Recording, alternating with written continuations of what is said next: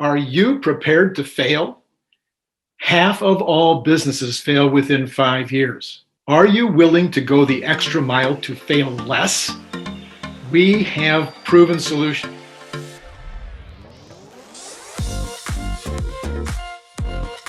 If you make the decision to start a new business, whether it's your first or your 21st, you will make mistakes, small ones, big ones, and you might even fail. 20% of all startups fail within the first 12 months. Would you like to be one of the 50% who make it to year 6? I'm going to show you how to de-risk your startup and give your company the best chance of success. Give me just 20 minutes and I will change your entire trajectory. Later in this video, I'll provide you with links to free tests that will help you understand how you might be the biggest asset or possibly the biggest risk to your new enterprise. I'm Randy Kirk. You're watching Small Business Daily, and our goal here is to help you make more money and have time for vacations. Now, let me ask, are you a bit nervous about your new venture? You see, you're going to invest your precious time, emotions, and maybe a stack of your cash to test out a business idea. I have started over 50 businesses, created hundreds of new products, and taken products into dozens of new distribution channels. And the vast majority of those have resulted in a very nice income for me and my family. But everyone is different and everyone is like starting over. I'm going to share every step of the process that I've developed to start up a new product or new company. I'm going to hold nothing back. If you want to substantially increase your chances of success, join me now.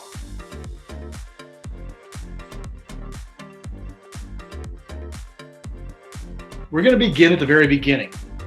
What should you be thinking about doing on day one of your potential adventure of doing a startup?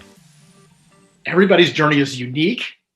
There are common threads, however, for every startup that can help you improve the chances of being successful in your new company.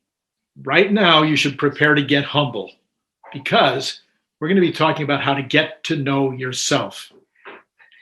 At the very end, I'm going to give you 6 attributes of entrepreneurs that will give you a barometer of your likely level of future success as a business owner. And please add your answer to the comments below.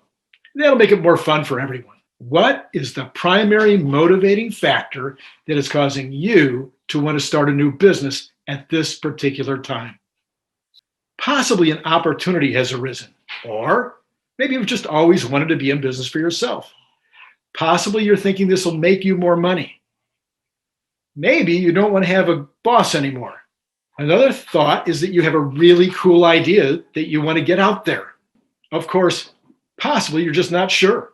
Maybe you've got yet another reason, and if you do, could you put that in the comments below?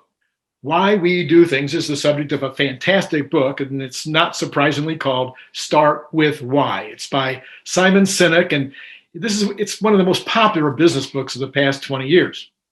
I've linked the book in the description below, and you should definitely read the book to understand more about the concept of starting with why.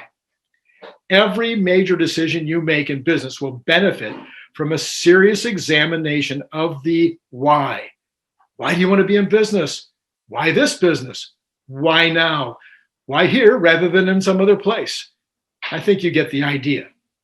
So here you are at the starting point, and you've got a set of thoughts that are coming together into some kind of action plan.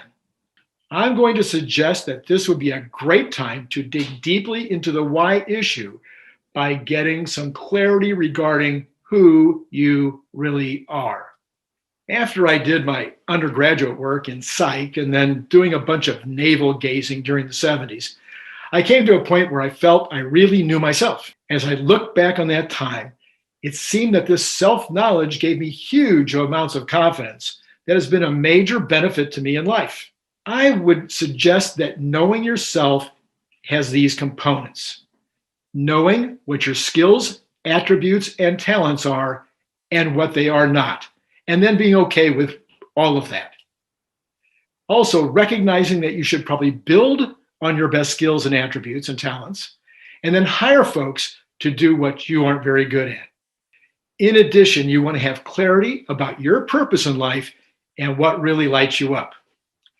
Can you see how having an understanding about those things could give you amazing confidence and sure-footedness? So how can you get to know yourself?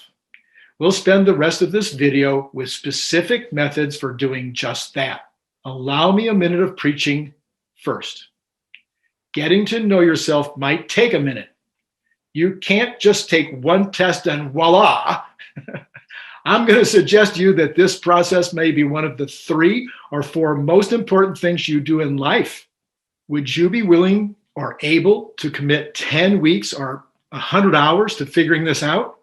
You'll probably spend 100 hours watching TV or playing video games over the next 10 weeks. Small sacrifice. The beginning of this process is to take about 7 different tests. All of them are free. But I'll warn you that some of them will offer you a chance to dig deeper by spending a few additional dollars. Totally your call. If you take these tests without taking the deeper dives, you'll still gain huge amounts of clarity. 4 of the tests are included in my book, Launch and Grow Rich. The Kindle version is free and it's linked below. Those same tests are also included in my book, When Friday Isn't Payday. Inc. magazine called When Friday Isn't Payday, the Small Business Bible. That will also be linked below, and the Kindle version is $2.99. The other tests are available online at truity.com. See the link below. At truity.com, you will want to take the DISC assessment, or the Enneagram, or both. These are highly respected tests designed to zero in on your personality type and how you work with others. In addition, take the Big 5 test.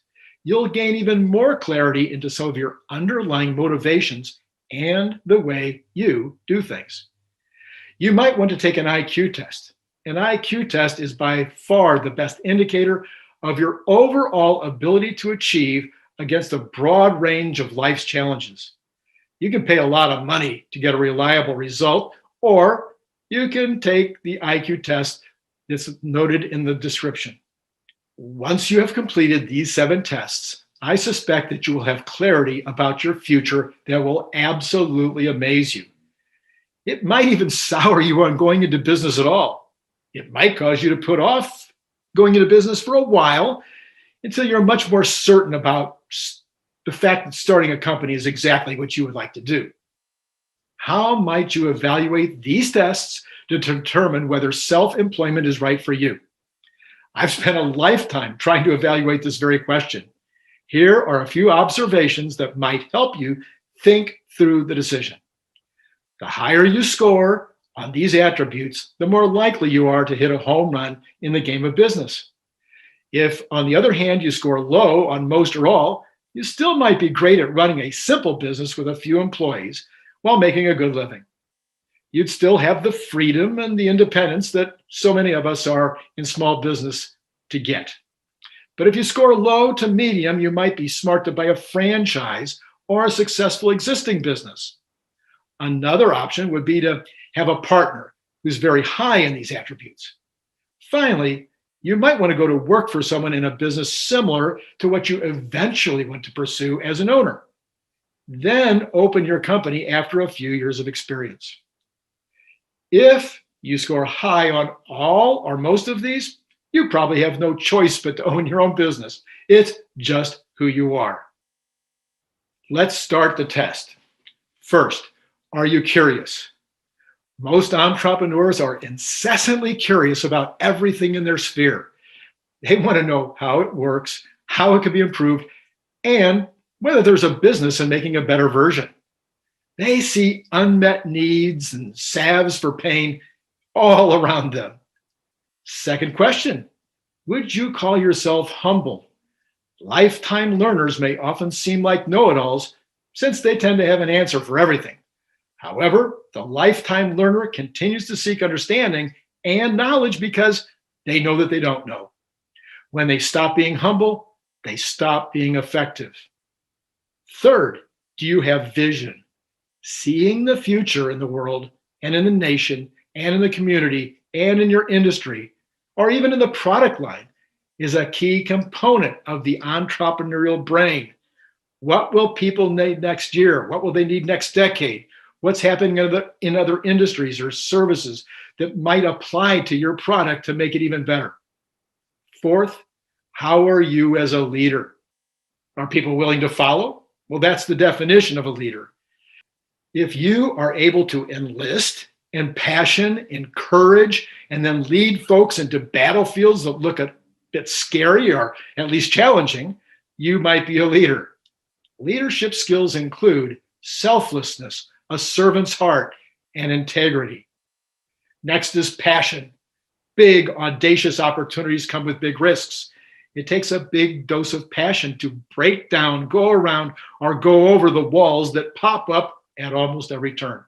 Passionate people attract passionate people as employees, as clients, as associates, and as suppliers.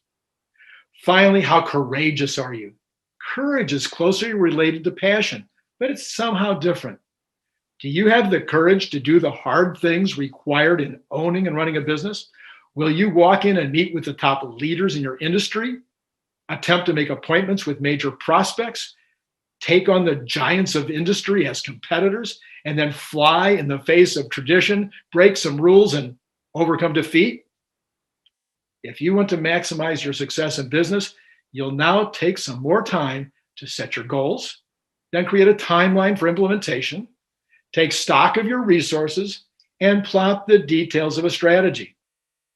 Next Wednesday, we'll start by helping you take stock of your resources, such as your time, money, energy, connections, education, knowledge, suppliers, and more.